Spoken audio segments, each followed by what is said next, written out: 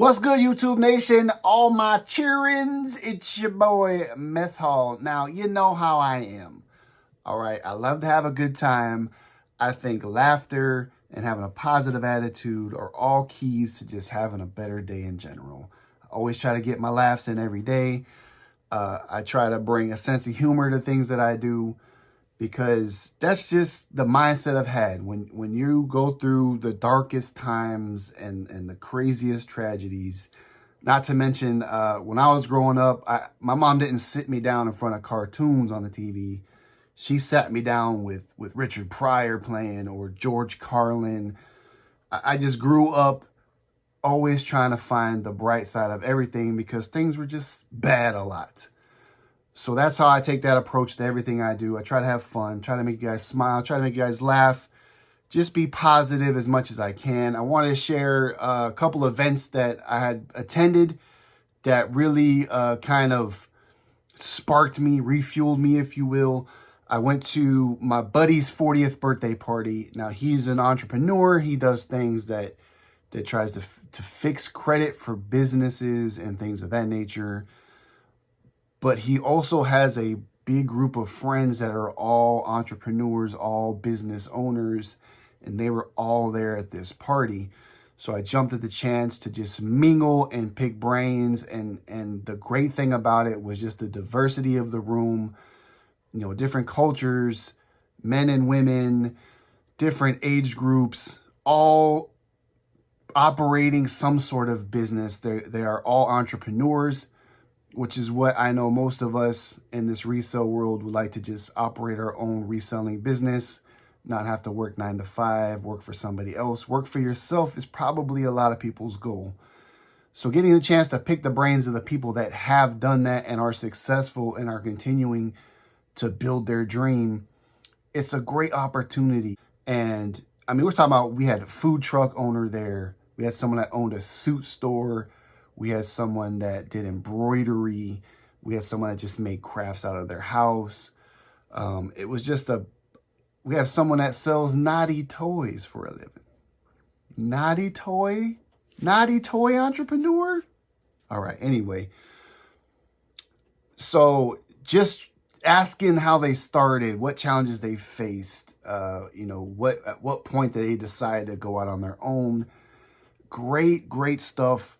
A couple of stories that really stood out, because I also attended an event that was local here to my town where all these small businesses came together at this event center and they just mingled, build community relationships, try to hang out with small business, try to help each other grow. I'm a huge supporter of small business, of course. All the mom and pop shops were there. The story that really refueled me, I was talking to someone that owns a brewery. And so he realized his dream. He moved out here from California. So we clicked immediately, of course, because I'm from California. You know, your boy, rockin' Bay Area all day. And he said he came out here with a crazy dream, wanted to open a brewery, wanted to have, make food and beer and do all these crazy things. The competition out here is kind of stiff. There's a lot of breweries in my area. But he put his stamp on it. He made a mark. He opened the doors to his own business. And then COVID hit. And COVID pretty much wiped out a lot of small businesses around a lot of parts of the world. He said, man, I was down to my last $180. My dream had been fulfilled. My doors were open. My beer was ready. My food was on the menu. And no one was coming through the door. And I had $180 to my name. And he said, so I just put my feet to the ground. I grinded hard. I had to, of course, do everything myself. I couldn't afford to hire anybody. I was advertising, I was going around town, I was making relationships, I was trying to just find anything I could to stay afloat until things could get back to normal. He applied for all the small business grants, got denied on all of them, so he didn't get any bailout money. He did get a small grant from like an agricultural bill because he does, have to buy yeast and barley and all that kind of thing to make his beer. He said, but He said it took a long time. It took him a long time to start slowly recovering. And I said, at any point, did you ever think, man, this isn't going to work? He said, failure wasn't an option. He said, I didn't care. I would live in my car if I had to. I would live at the restaurant if I had to.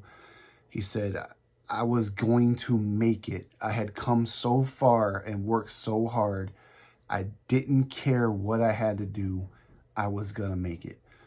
And right now, man, he's doing really well. His restaurant stays full. His beer is really good. I got to sample a couple of his brews. He's energetic. He's passionate. You can just see the look in people's eyes when they run their own thing. When you're in charge of your own thing, you have that look in your eye, that passion. Another one, so this woman and her husband, they started making mead. Now, mead is like alcohol made with honey, pretty much, from what I gather. And they just really loved the process of raising bees and making honey and then turning that honey into alcohol so your boy could have a good time. But the crazy thing about mead is in order for them to get their product into liquor stores and places and grocery stores so the general public can buy it, they have to make a distribution deal.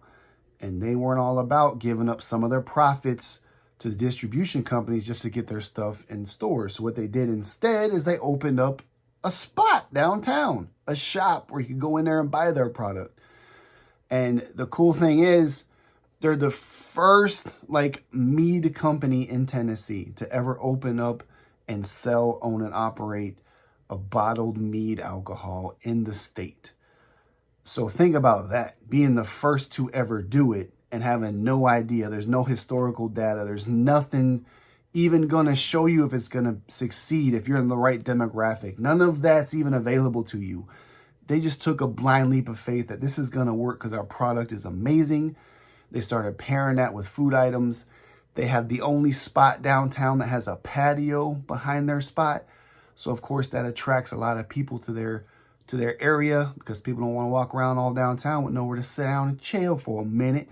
So their patio gets a lot of attention.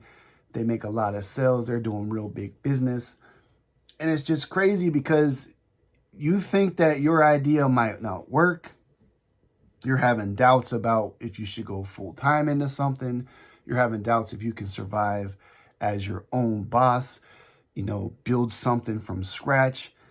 You have to hang out with the people that have done it, the people that have succeeded, the people that have gone through the bad times, that have gone through the process, the ones that just decided, I'm going all in on this thing. I'm not giving up. I don't care.